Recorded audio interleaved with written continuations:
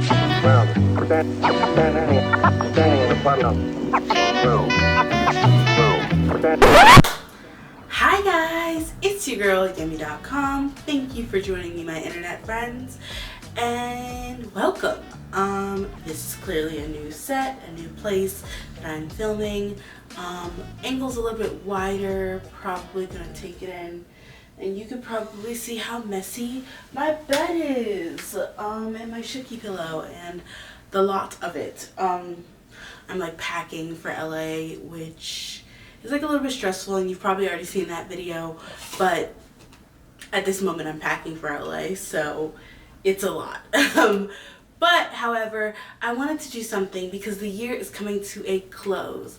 It is the end of November here as I'm recording this. It'll probably be December when I post this. And I have enjoyed and had my thorough fill of beauty and excellence in the form of K-dramas. It is some of my favorite media to consume, some of the funnest, and as Squid Games has showed us, some of the most popular and most phantasmal pieces of art that we have today. So I wanted to bring up my top 5 K-dramas of this year. And spoiler alert, Squid Games is not on the list. I know you're shocked, you're in awe, you're in disgust, but I have my feelings about it, and they don't, puzzle piece match. But I do give it a shout out for bringing Korean media to the masses. However, because we're gonna do this, I'm going to need my handy dandy notebook. Okay, so this year has been full of some of the greatest K-dramas in like the 2010s, like some really interesting and amazing pieces. And one of the pieces that I wanted to start off talking about, and the first on our list, is Hellbound. Hellbound was, of course, first of all, yes, I am desperately, thoroughly, and deeply in love with UIN. So is there a little bias? Maybe. He's only really in half of the episodes if you're really thinking about it. Spoiler alert, obviously. But he's also super amazing, super talented, and just like lovely to watch. 먹기는 거 진짜 싫고 차마 먹기는 것도 졸라 더 싫고 그러니까 꼭 살아요. 우리 같이 살자고. 해보겠다 이것이. 하이 수니스, 배우 유아인입니다. 무엇이든 될 수 있는 배우다. 그냥 제가 맡은 인물들이 다 뒤섞여 있는 그냥 이상한 애예요. 네. 새로운 세상에 오신 여러분 환영합니다. While yes, was and still probably is the main driving force for me trying to get into this drama, I actually really thoroughly enjoyed as a PK, which is pastor kid, cue the halo. I'm a PK, I'm a pastor's kid, and I love like the idea of people expounding and extending this understanding of God and making it creative, and not necessarily in a way to like preach media, but in a way to like just really expound the nuisances of humans, which is really interesting. I think that this is one of the most dramatic and dark ones on this list. K-dramas tend to be all about the romance, the love, the heartfelt moments, but this one is literally the opposite of that. It is the darkness that is within us as humans. Yuan plays a cult leader, and honestly, I've always felt like I could end up in a cult, and that scares me deeply to my core. But it's one of the reasons why like Midsummer is like super nightmaric for me. But if the cult was being led by UIN, I'd consider it. I mean, I've seen what happens to them, so maybe not, but I'd consider it. Basically, the plot of this is that there is these demonic figures, these supernatural things that no one can explain, that are coming and killing people who are bound to hell. They send you a message and they tell you when you are going to die, and they're going to take you and drag you off to hell.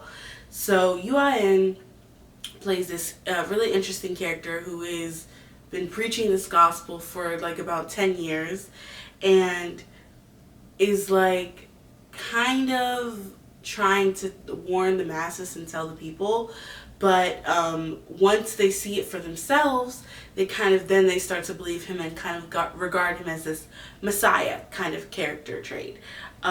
It's really interesting in that regard, but then you kind of see his true motive in it all, which is really dark and twisted. Basically, I don't want to spoil it for you because I really want you to watch it because it's a really good plot twist. It's a really good plot twist. 저는 말이에요. 예언을 들은 후로 지금까지 계속 공포에 시달려왔어요. 20년 동안 이어진 그 공포가 어떤 공포인지 알아요? 끊임없는 공포예요. 타인의 죄를 방치할 수도 있다는 공포, 끔찍한 고통에 대한 공포. 나는 그 고통 속에서 20년을 살았어. 신이 어떤 이유로 이런 일을 벌이는지는 모르지만 나는 세상 모든 사람들에게 내가 느낀 공포를 선사하고 싶어요. It's super well acted.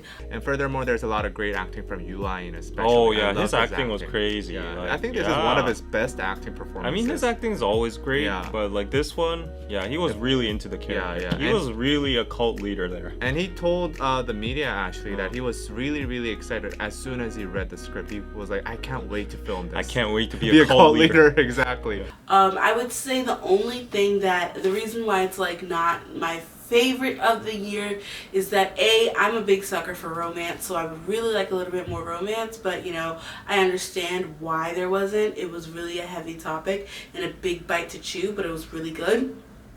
And then B, it felt a little disconjointing with the time jump. There is a time jump in the middle. There's the first 3 episodes, a time jump in the last 3 episodes. So because of that, it feels almost really like broken apart and segmented as 2 separate seasons of a show or 2 separate shows in general, but it is only bound together by this one woman, kind of really. This one woman and this phantasmal idea of, of God, and it ends in I guess you could call it a small miracle, and it kind of like really gets you thinking and gets thinking the idea of morality and people's need to justify the need to justify the means to an end, and how when you can't do that, it leads to chaos and craziness to ensue. I really loved it. I really recommend you go watch it. Again, I would watch anything Yuan is in, and I have, but the fact that it's also super well acted with everyone else in it, and the story is really interesting, especially, dealing with angels and demons. Some of my favorite shows, The Messengers and Lucifer, deal with the idea of angels and demons and gods, and so this really hits home, and I really like it a lot, and I really recommend it for you to go watch. If you don't want to watch it, then that seems like it's on you, but that's my number 5. For number 4, I have Yumi Cells. So, I have a roommate, she's amazing, and she recommended me to watch Yumi Cells, which is a show that stars, yes, our queen of all K-dramas from Goblin, and it is so interesting and so lovely and dynamic, but what really sold me is that the villain from Itaewon Class, who, spoiler alert, super hot, he was hot in Itaewon Class until he choked the chicken. And then I was like, you are the villain. I can't really love you. But in this, he's not. Well, it depends on who you ask. In this, he's not. He's the love interest. So I could just drool a little bit.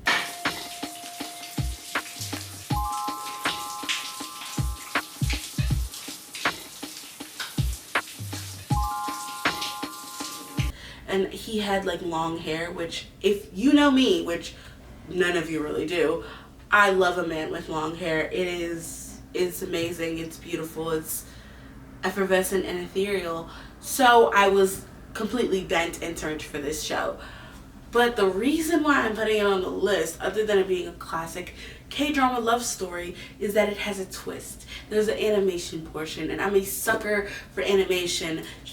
Animation like Encanto and like other Disney movies like Raya and the Last Dragon, that really show off like fun and dynamic characters within these kind of structured animation 3D walls, really hit my heartstrings. It's beautiful work, and it's kind of crazy the magic that they can kind of wield into their hands, creating literally from nothing, from dust, these small creatures and characters that can make us feel without looking lifelike necessarily. You know what I mean? It's really amazing. And the thing about Yumi Cells is that it is the story of Yumi, who is a girl who had her heart broken. She you know, like kind of has a crush who is who's her crush? Choi Min-ho. Yes, I'm talking about sexy, shiny Choi Min-ho. My love of my life bias, oldest bias. He's my oldest bias technically, because Shiny is like one of the first group I stand and continue to stand. So he's technically my oldest lasting bias. He is in this. He plays a coworker who's really sweet and is like her crush, but he's not really into her. Then he sets her up on a blind date with, of course, our main lead, and they kind of have this cute whirlwind relationship that just makes sense. It's like two people really clicking, and then for the parts where they don't click, you have the insight and forethought to see what's going on in their brains and why they make the choices they do based off of these cute little animation characters that are parts of their emotions. So there's like but like the practicality one, or the lust one, who is hilarious. His lust one is like a dragon, her lust one is like this pantless little freak. But like it's so amazing. Like you see all these different varieties and emotions, her writer ones, which ones are dead, which ones are alive, what like the bulletin board of thoughts. It really does put into perspective in the way that the movie Inside Out does, which again, one of my favorite movies. I love Inside Out. The exploration of human emotions through animation is just always amazing, and the fact that it's tied together into this love story and this K-drama really makes me love it. One of the reasons why it's not necessarily number one for me is because the ending was truly heartbreaking and did not give me the gushy warm feels that I was anticipating for it.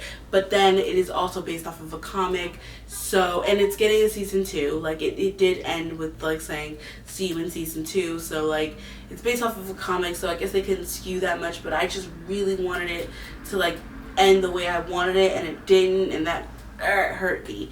So that's why I have it at number 4. And we're gonna go to our next one, which is Imitation.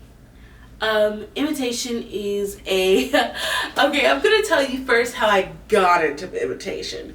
I was not gonna watch it. I wasn't gonna watch it at all, even though I love musicals. Musical theater is my life. I love any kind of singing, dancing, anything involved, and thoroughly enjoying it constantly. But it's hard to find like a really good and thorough like great K-drama with music, based off of like music sometimes. I think the last one that I really enjoyed was like Lover and His Liar, and like, you know, some people have their thoughts about that. I truly loved it because I love Joy from Red Velvet, and like she was singing her little heart out to the Butterfly song.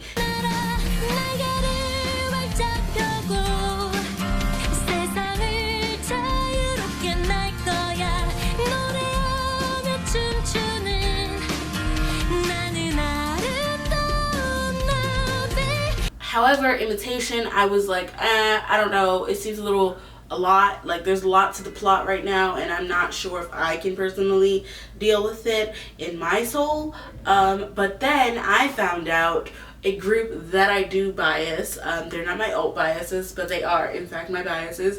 ATEEZ was involved in it, and in fact our second lead was Yoonho, who is the lead singer and head dancer of ATEEZ. He's our main man in ATEEZ. Well, Hongjun is the leader, but like Yoonho is like the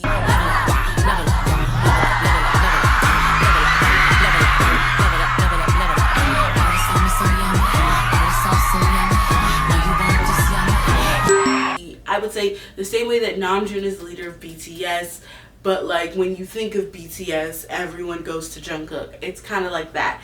Like Hongjoong is the leader of ATEEZ, but when you think of ATEEZ, your mind automatically kind of goes to Yunho. But also, it's not just Yunho. Like a couple of his other teammates are on the show as well, which is amazing. And it's not like they're all just like recycling, you know, what they know as ATEEZ, being a group and pretending to be a group.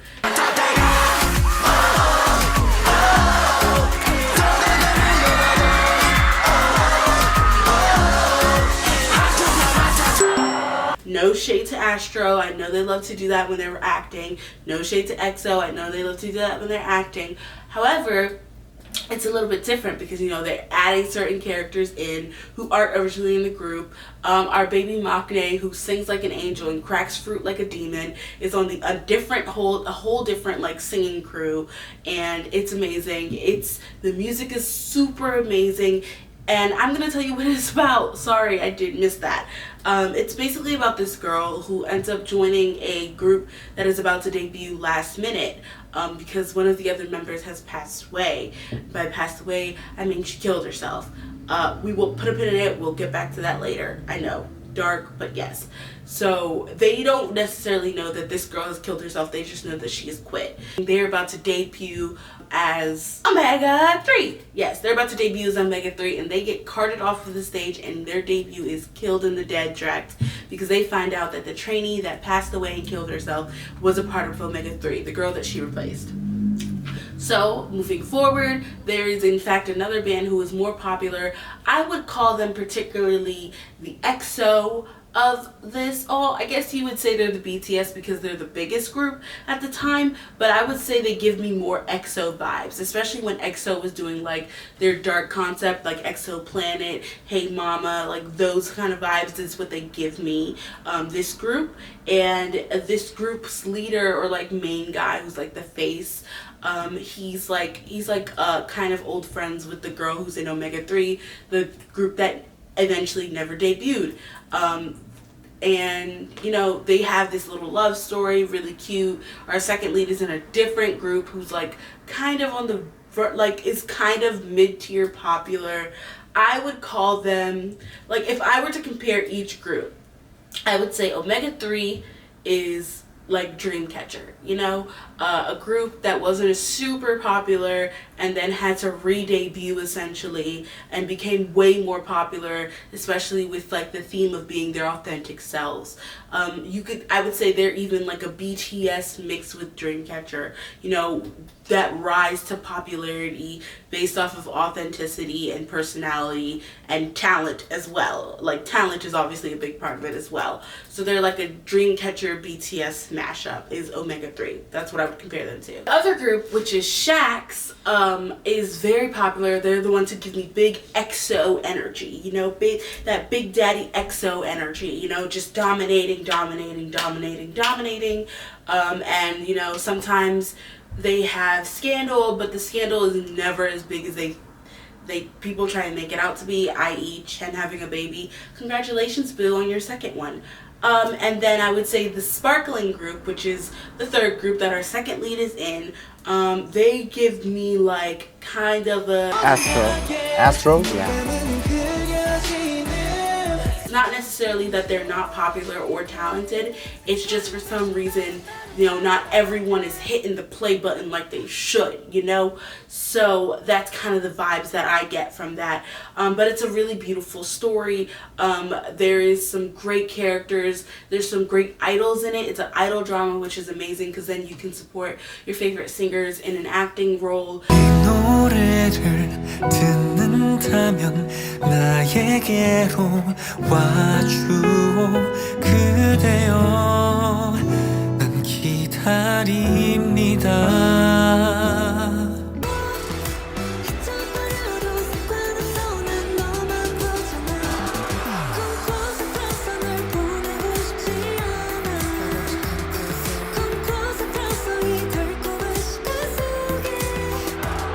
나게 빛이 나는 거울 속에 마치 꿈만 같은 여신이 아직은 나는 There with you 사랑할 땐 old school 이게 바로 굿루 순간에서 영원으로 work 지금 바로 gotta work Forever with you 영원한 꿈을 꾸어줘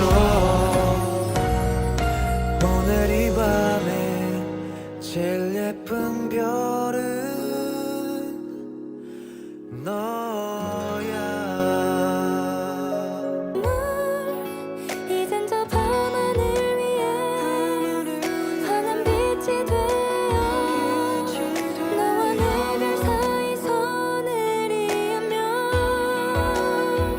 해주기 Make it right 보여줄게 Paradise so nice 같이 걸어가는 곳 거친 바람이 몰아쳐도 거센 중력이 밀려와도 절대로 잃어버리면 안 돼 너만의 And the thing is that all of the actors were amazing, whether they were idols or not, they were amazing.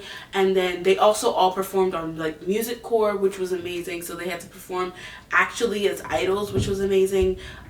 It was just really fun and like energetic, but it also had a mystery component. It had a love component. It had multiple love components. I love when second leads still get a girl, you know, it gives me the feels and I love it. And even better than that, the third couple was everything. 현 and Leah. 역시 딥파티 보컬 리아 짱! 땡큐. 샥스 현. We go on a date. 아침인데 좀 한다. 네. Bounce. Let's go.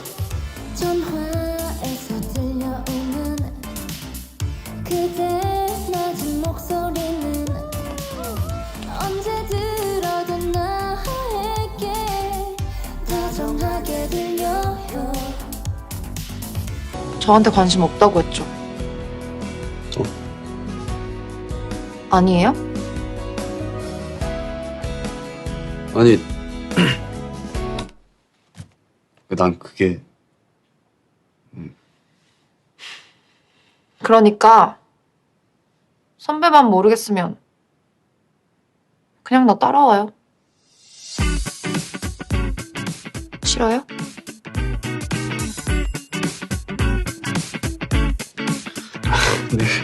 네. 그러니까 나는 약간 좀 그런.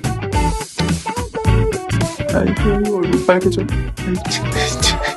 They did this cute little duet, like that was like, let's go to the beach, baby. And she was basically pulling us in, giving us that Caroline moment where she was like, I'm too smart to be seduced by you. Like, I don't want to fuck with anyone who's in Shaq's. Like, you know, like between our main girl now and our main girl before, y'all are messy, especially when it comes to our group. I ain't trying to mess with you. But he was really like, I love you though. It really worked and I loved it. It was great. It was great. So that's like my third one. I really did love it. It was really fun. It was a mystery. It was interesting. It had dynamic characters, great acting, great monologues, great scene stealing moments. 뭐 어떻게 뭐 호텔로 잡아줘? 갑자기 호텔이에요 지금. 어차피 지들이 알아서 다 할 거야. 우리가 지금 해야 거였는데. 이것들이 진짜 연애도 안 해봤나? 제일 안전한 아지트는 니네 숙소야.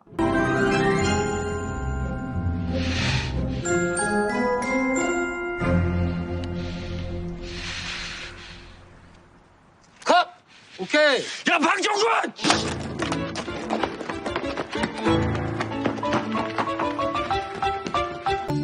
너 여기 이런 식으로 할 거야? 표정. 저 봐.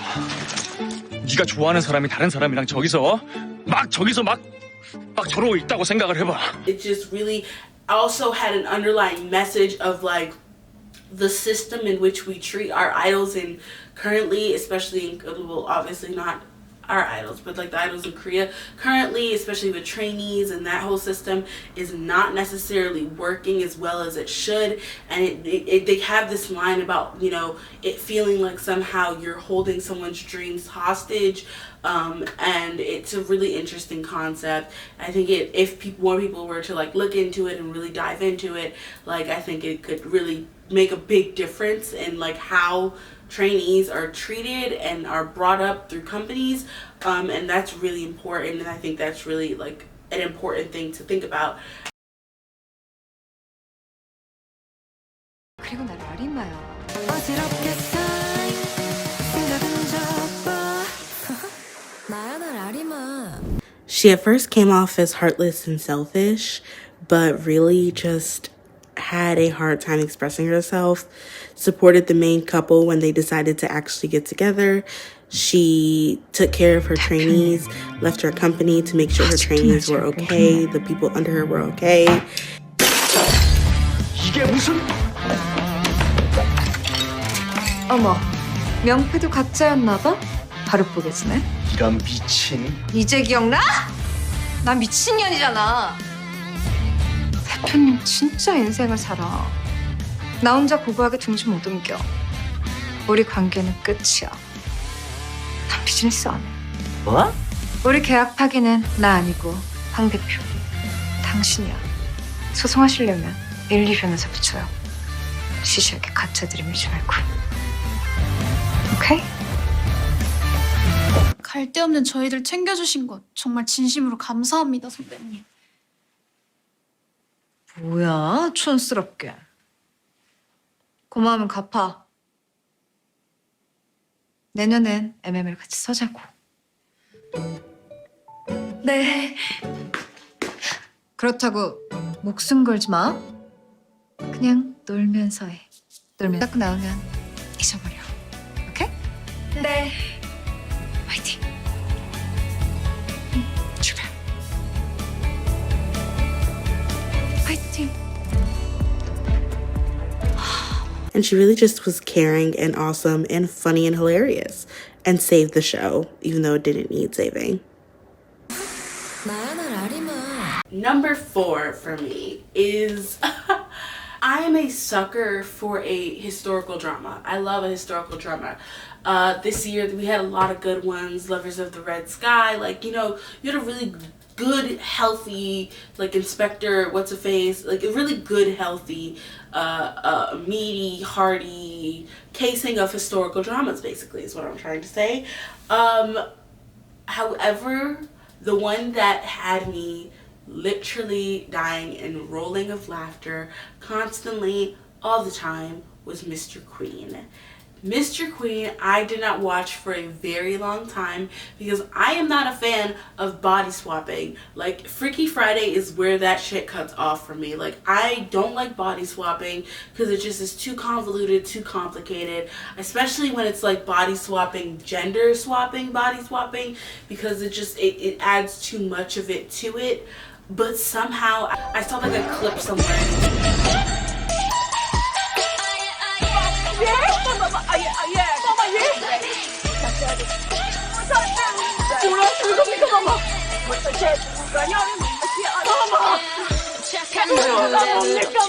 So funny, and I was so dying hysterically that I was like, dang, okay, maybe I should try. Maybe I should give it a chance. Let me not judge. Let me watch it and see how I feel.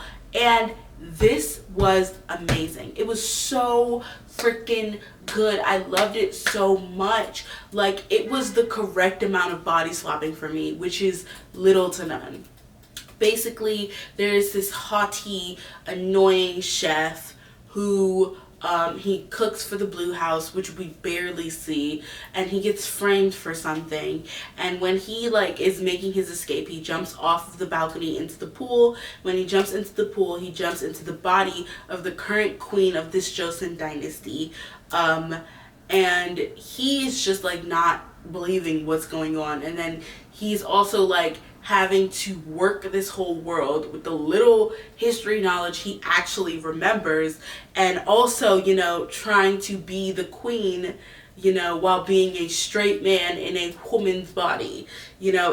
And he, like, of course there's all these, you know, battles between the dowager queen, like the queen mama, like, you know, like all these battles, picking and choosing and everything. And eventually, like, he almost dies at some point, and she kind of like jumps in and like shares the body, so he's feeling like these emotions. They really explain that kind of like, you know, like he's still a straight man very much, was really trying to get the bitches in the beginning of it, like was having whole harems, but like still having feelings and developing feelings for her king and like the main couple. And it made sense. And it's like, you rarely see a body swapping, especially when it's gender swapped, being taken care of and handled with such care and with such hilarity.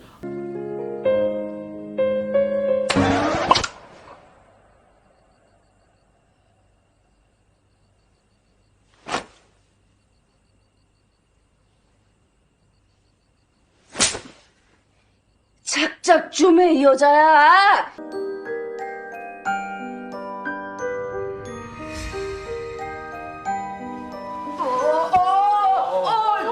뭐야 이게? 무슨 일입니까? 어떤 놈이 중전에게 몹쓸 짓을! 너! 네 놈이 했잖아! 분명 좋았다고. 어쩌면 전보다 더. 그래서 미치겠어! 왜 좋아 내가? 이러면 안 되는 거잖아. 영혼이 몸의 주인이 아닌 거야? 아니면 영혼도 몸도 모두 주인이 아닌 거야? 인간은 그저 호르몬의 노예일 뿐인 거야? 왜 기분이 더럽지 않은 거야? 왜? 더러우란 말이야. 더러우라고. 더러우라고. Also, because she was a chef at the Blue House, she's taking those skills and bringing them to the kitchen. 그렇게 완성. 아니, 미리 각종 야채를 푹 끓여서 걸러내 육수를 만들어야 돼. 그걸 아주 쬐끔 섞어주면 Which saves him on multiple occasions. There's this great scene where basically they're trying to get this king deposed because he was supposed to be like the foolish king, but he was secretly pretending to be dumb. It was great. It's great. The casting, great. The acting, great. But it's just really phenomenal. It's hilarious. It's intuitive. 난 니놈 면상만 봐도 화가 나. 안 그러겠어? 날 죽이려던 니놈. 그리고 네가 죽고 못 사는 니놈 애인까지. 그 두 사람 살리느라 지금 내가 죽게 생겼어. 이러다 자살하기 전에 자살 당하게 생겼다고. 지금 이 상황에서 화가 안 나면 그게 사람이야? 부처님이지? 정이 정돈 되거든 다시 오겠습니다. 오지 마. 내 앞에 무릎 꿇고 싹싹 빌 거 아니면. 다시 오겠소.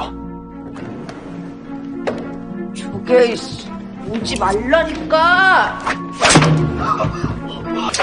이런 개?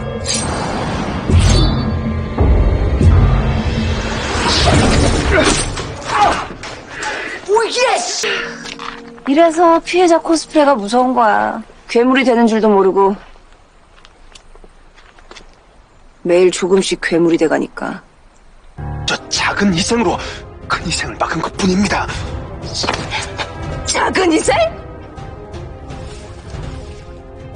제일 약한 그저 어린 여자아이일 뿐이니까? 무능한 건 죄야. 창고 가득히 재물을 쌓기 위해 그런 거죠. 탐욕을 채우기 위해 하나뿐인 딸도 팔아먹은 거죠. 소영아, 왜 내게 항상 중전이 되어 가문과 아비의 자랑이 되라 말하셨습니까? 왜 내게 중전만 되면 뭐든 할 수 있다 말하셨습니까?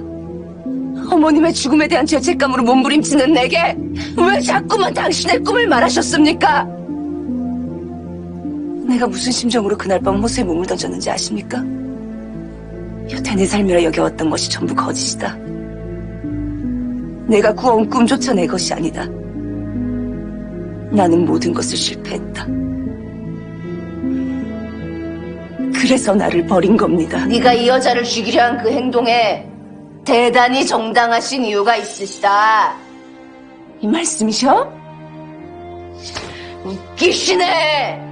내가 뭘 들어서건 네가 여자에 미쳐서건 날 죽이려던 이유는 딱 하나야. 내가 너보다 약하니까.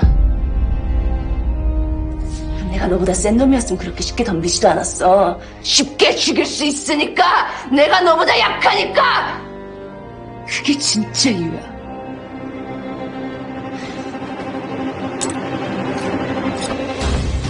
자, 다시 해봐. 네가 그저 약한 사람을 죽이는 살인마일 뿐이라는 걸 증명해. They like reference the old and bring it into the new and make it really fun and interesting and like really great to watch. And I really do actually like love the show because it's so fun and funny. It's so goddamn funny.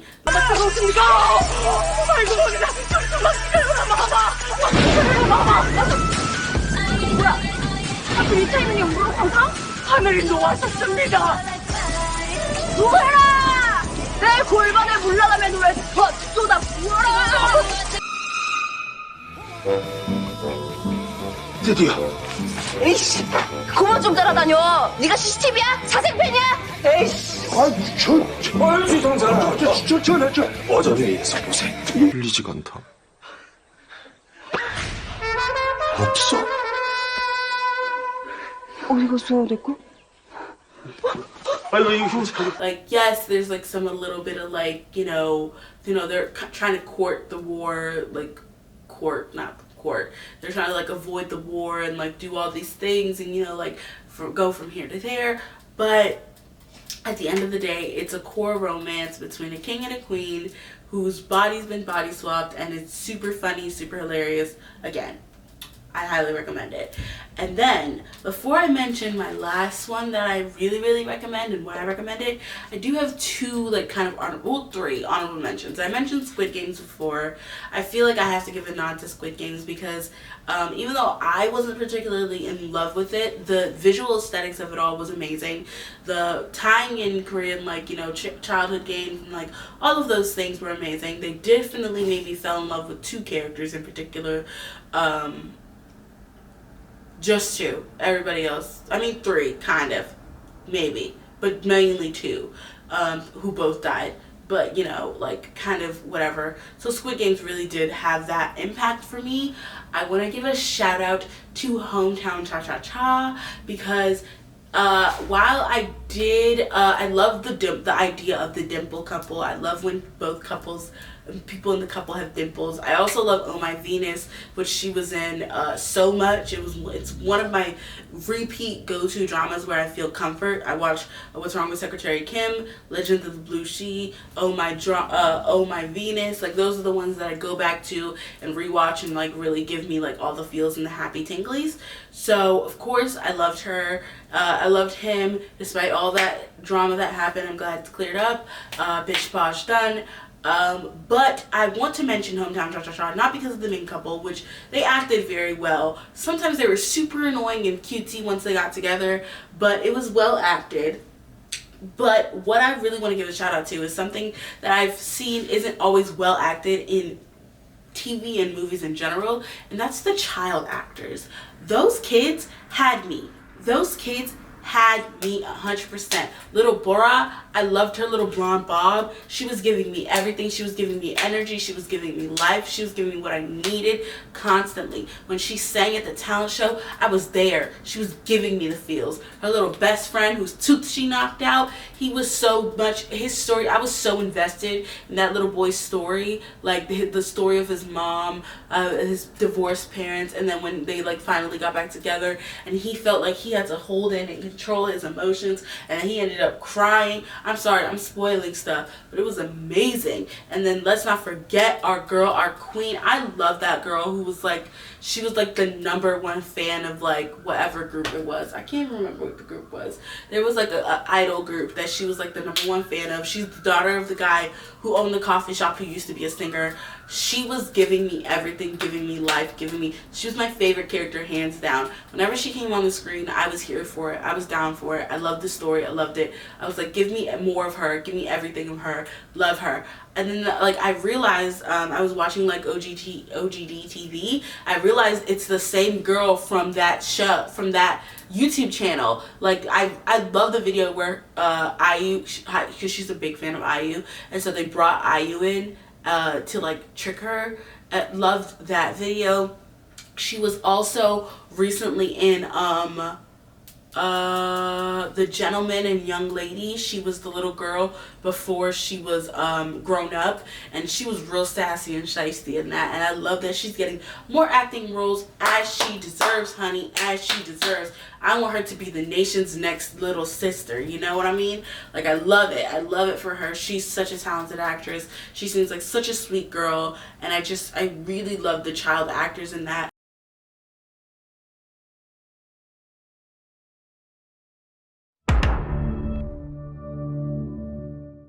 In a small countryside town lived two best friends.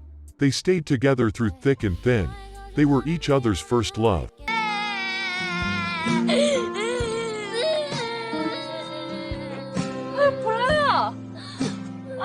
진짜 왜 울어? 아유. 엄마, 나도 유진이랑 맨날 같이 밥 먹을 거야.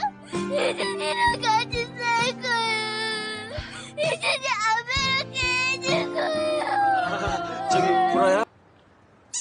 너 가자. 응? 제보라. 너 하트가 무슨 뜻인지는 알지? 응, 알지. 하트는 그냥 하트지. Until life happened and they grew up and moved on. With the voice of an angel since she was young, she became a singer.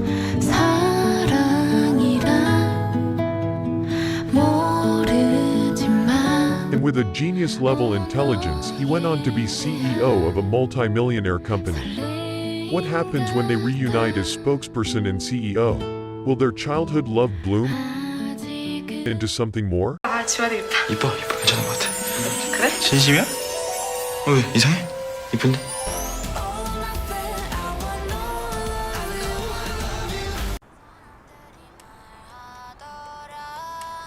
Like Bora and her little boo story, I would like to see a sequel where they grow up and fall in love. You know what? I think that Hometown Cha-Cha-Cha, if not anything, it is the prequel to Bora and the young boy's story. That's what I think. I think that this is going to be the flashback and then we create another one. If we can create it with the same actors, I'll wait 20 years. I don't mind. But you know, like telling their story of how they were friends when they were younger. She knocked his tooth out. She helped him get through like everything. She was like, there was this one scene where he was like sad and he was scared that he was gonna be alone, and she was like, I'm never gonna leave you. I'm never gonna leave you. We best friends. We ride or die. It was so much, and I was like, this is their origin story. This is their origin story. And then they go off into like colleges, go different ways. She becomes a trainee. He becomes a science genius. And it becomes a classic cliche love story of childhoods uniting. I love that and I want that. So that's my like throw out to Hometown Cha-Cha-Cha. I also want to do a begrudgingly, I'm going to do a throw out to Nevertheless, which I hate that show. It made me upset. I think that everyone on that show was dumb. Not the actual people, but like the just the choices of the two main characters. Like, yes, they were both extremely beautiful, which is like, you know, sometimes it's half the battle. But like when you're looking at a girl and you're regarding her as your friend, you're seeing her, it just brought me back to like high school, college. Like when you're watching your friend make a mistake with a dude and you're like, you don't know what to do. You're just like, I can't help you. Like, I can't help you. I can't lead you to the right answer. He's not worth it. And they ended up together anyways, which didn't need to. But I did want to give it a shout out because the lesbian couple was everything. Seoul and Jiwon's story was super cute, super lovable, super adorable. She was like super frazzled. It's kind of a classic story of like friends to lovers trope where it's like we do stuff and this is relationship shit and you trying to put friend shit and relationship shit, and that's not how it's supposed to work. We either together or we not together, and I don't want us to be together because I don't feel like you feel like that way. And there's an extra added layer because they're lesbians. They were super cute in the end. They got together in the end. I think that they definitely, if I have a best couple award, I would give it to them because they were super cute and super lovable, and I really felt for their story. It's the only reason I continued to watch Nevertheless, even though it made me super angry to watch it.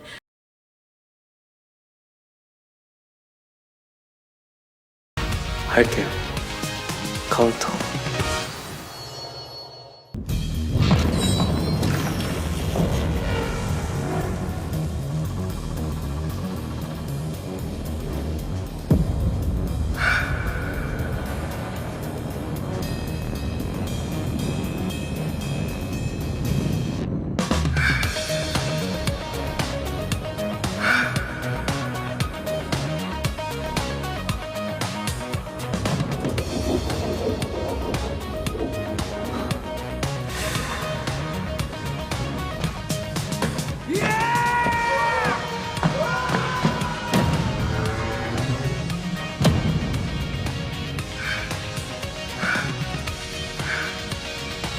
And then for that, we go to our last one. After our shout outs, we go to our last one, which in fact is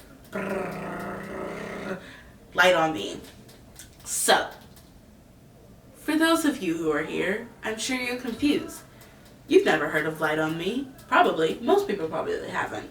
Light on Me is by far the cutest story. Like the juxtaposition between like something like Light on Me and like fucking Squid Games that gives me nightmares till this day is ridiculous. Like even Hellbound, like the juxtaposition between 1 and 5 are so clearly different, because Light on Me is the story of just a boy. He goes to an all-male private school. He's chilling, he's cool, he's fine having absolutely no friends. He hates everybody. Not hates everyone, but he's fine having no friends. He's fine just being himself and chilling, you know? And because he is fine just being himself and chilling, he often, you know, just disregards other people around him and such and so forth. Until eventually a new teacher comes in and is like, hey, you know, having friends isn't necessarily a negative thing. Like, maybe you should rethink this. And he's like, yeah, okay, fine. I'm going to join student council. You know, maybe having friends isn't so bad and so dangerous as I thought or whatever. And he, like, joins student council, which consists of 3 other people. These 3 other people are fucking hilarious and amazing. They're great. They're great. And except for one of them who's like, I don't want you to join. And you're like, why? There's an interesting issue that happened with a dildo in school, which is just like, why y'all got dildos at school? I don't know what your sex education class was like, but mine did not involve dildos. I'm very confused on how this dildo situation happened. I need to stop saying dildo before YouTube demonetizes me. Jesus Christ. It is Shinwoo Taekwon, who is our main, you know, everybody loves Taekwon, and of course Dano. Basically how it goes is that Shinwoo's always very mean to Taekwon. It's because he's liked him since the jump. But because of that, you know, Taekwon's like, I don't know if I really like want to chill with you as a friend. You're kind of an asshole. But Dano is very nice. He doesn't say no to anybody. He makes Taekwon feel special. But then, you know, hilarity and craziness ensues. But it is truly a beautiful, beautiful love story of, like, you know, young and fresh love. It is lovely, it is sweet, it's shot artistically. The theme song is sung by Day6, which I love. I love Jay from Day6, so you know, I support Day6 with everything they do. So I was super excited about that. On top of that, one of the actors who played Shinwoo, he was amazing. I mean, all of them were amazing. They were all amazing young actors, but I love, and now I'm just like, love this character. Like, I love him. He's so good. I casted him in Elite, like for my Elite K-drama video. He's amazing. Oh my god, I watch his like his not V lives, his like Instagram, like great, just great, love him. But I just think it's a really interesting story, and it really participates the showing of young love in a way that is understandable and in a way that is groundbreaking, because BLs, alright, which stands for boy love, alright, not necessarily new or up and coming genre. Like, there's been Japanese BLs since like the 1990s, sometimes even before that, you know, like BLs have been here, but they've had a resurgence and an uproar, especially I guess with Corona. Like, there's just been this uproar and like surge of like BL energy that everyone's been like sitting at home on their phone and they're like, let me Google some shit, and all of a sudden they get to BL. That's how I found it. It's this beautiful like thing of showing of like, you know, homosexual love, you know, love of all shades. But the thing that makes Light on Me special is because it is a Korean BL. Like, there's like a few Korean BLs, but there's not necessarily a lot of Korean BLs. But there are a few, in fact, and it is one of the few. But what makes it super, super special is that it follows the 16 episode format that most K-dramas take. Most K-dramas are up to 16 episodes. I mean, sometimes you have like Hellbound, which goes down to 6, or Squid Games that goes up to 10, or, you know, sometimes it is the young woman and the gentleman that is up to 36 episodes. It could go forever. but usually, typically, they follow the 16 episode structure. And it is one of the first and only actual BLs to follow that actual like whole full 16 episode structure. So it's technically not a mini series, you know what I mean? Like there are other ones. There's like Mr. Heart, but that was like, you know, a shorter formed one. And you know, Nobleman Ryu, both are acted by the same actor, but you know, those are shorter formed, like feel like quicker one-offs. This felt like a fully formed, developed story, which was amazing and beautiful. It was shot beautifully. Like I loved the cool tones. It was cool yet warm at the same time, and I really loved and appreciated that. So with that being said, that is my top 5. That's what I'm going to give you, send off into the world, into the ether. Pum pum pum. I would say go check them all out. And if you have any suggestions or think I missed anything, obviously I couldn't hit everything because not everything wrapped up by the time I was filming this video. But tell me your thoughts, and thank you for joining me. I'm Yummy.com. Don't worry, I will be back, so stay tuned, my internet friends.